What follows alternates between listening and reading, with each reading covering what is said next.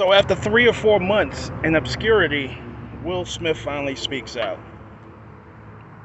Stay tuned for my commentary because you might be surprised where I go with this. Roll the clip. Why didn't you apologize to Chris in your acceptance speech? I was fogged out by that point. It's all fuzzy. I've reached out to Chris, and the message that came back is that he's not ready to talk, and when he is, he will reach out. So I will say to you, Chris, I apologize to you.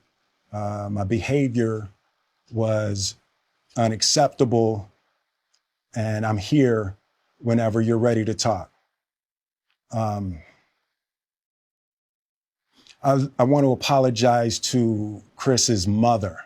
I saw an interview that Chris's mother did, and that was one of the things about that moment. I just didn't realize, and I wasn't thinking, but how many people got hurt in that moment. So I want to apologize to Chris's mother. I want to apologize to Chris's family, specifically Tony Rock. We had a great relationship. Tony Rock was my man. This is probably irreparable. I spent the last 3 months replaying and understanding the nuances and the complexities of what happened in that moment. And I'm not going to try to unpack all of that right now, but I can say to all of you, there is no part of me that thinks that was the right way to behave in that moment. There's no part of me that thinks that's the optimal way to handle a feeling of disrespect or insults. After Jada rolled her eyes, did she tell you to do something? No. It's like, I made a choice on my own, from my own experiences, from my history with Chris. Jada had nothing to do with it. I'm sorry, babe. I'm going to say sorry to my kids and my family for the heat that I brought on all of us. To all my fellow nominees, this is a community. It's like I won because you voted for me. And it really breaks my heart to have stolen and tarnished your moment. I can still see Questlove's eyes. It happened on Questlove's award, and it's like I'm sorry really isn't sufficient. What would you say to the people who looked up to you before the slap, or people who expressed that you let them down? So there's two things. One, disappointing people is my central trauma. I hate when I let people down. So it hurts. It hurts me psychologically and emotionally to know I didn't live up to people's image and impression of me. And the work I'm trying to do is I am deeply remorseful, and I'm trying to be remorseful without being ashamed of myself. Right? I'm human, and I made a mistake, and I'm trying not to think of myself as a piece of shit So I would say to those people, I know it was confusing. I know it was shocking. But I promise you, I am deeply devoted and committed to putting light and love and joy into the world. And, you know, if you hang on, I promise we'll be able to be friends again. So as we can see, there's plenty of remorse, plenty of regret to go around as far as how Will Smith feels about the situation or whatever the case may be. He's looking back and he's understanding. I don't buy that shit about the eye roll thing. And of course, you know what I'm saying, like you've had 3-4 months to prepare for what you were going to say when these questions were being asked. All right? So you have to understand that there are publicists and professional people that are around these people who allow them to, or who help them in scripting answers when certain questions should arise or whatever the case may be. And that was the right political answer, to say my actions were my own and I didn't do it for any other reason except to feel I felt disrespected and or whatever the case may be. But I don't buy that shit for a moment. The laugh kills that argument. When you laughed about the joke initially, it kills that argument.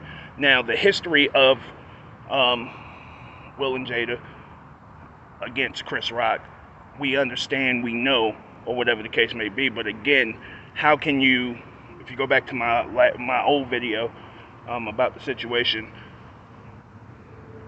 how in the world do you regret all the jokes that you cracked to make a check on Uncle Phil after he passed away from a heart attack or whatever the case may be? So Will Smith is doing his job, all right? I'm sorry, Chris Rock in that moment was doing his job, which is to make people laugh. Now, I'm gonna get to the last part of the video, y'all. Worrying about how people feel about you is the reason that you are in this situation. It's the reason why you did what you did. And that was one of those answers that you really can't prepare someone to make when that question is being asked. You were worrying about how people perceived you in that moment, which made you go up there and do what you did, all right? So that's where the problem actually started, yo, at the end of the day. And you have to recognize that in order for you to obtain maximum growth from your experience. You were worried about how people were seeing you after all that you've been through in the last 3 years. Somehow, I hope this makes it to him. But, of course, nobody really shares my videos. Anyway, like and subscribe to my page and start sharing my videos. But anyway, ladies and gentlemen, Will Smith was not selfish enough in that moment to not know. There was a famous basketball player who said, y'all know who I am, I'm Kevin fucking Durant. You know who you are in that moment.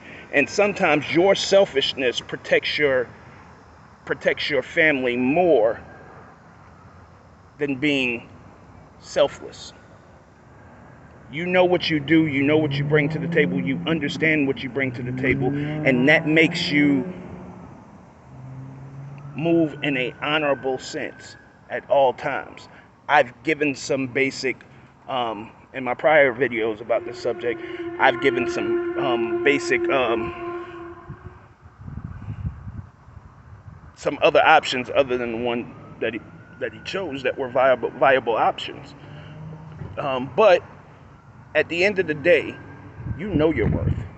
You know who you are. You're fucking Will Smith at the end of the day. So you know you've taken a bigger hit over these last couple months out of your selflessness. So stop worrying so much about you've made it. You're Will Smith.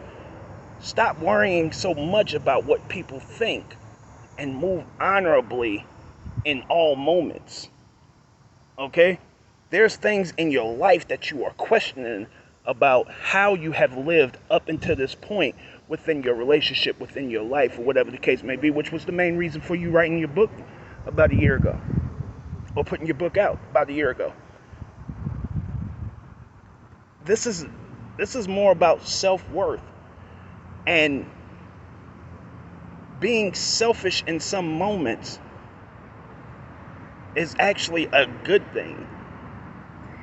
And that was a moment for you to say, I know who I am, therefore I have to protect me, my bag, so my family doesn't have to go through any of this shit that they went through.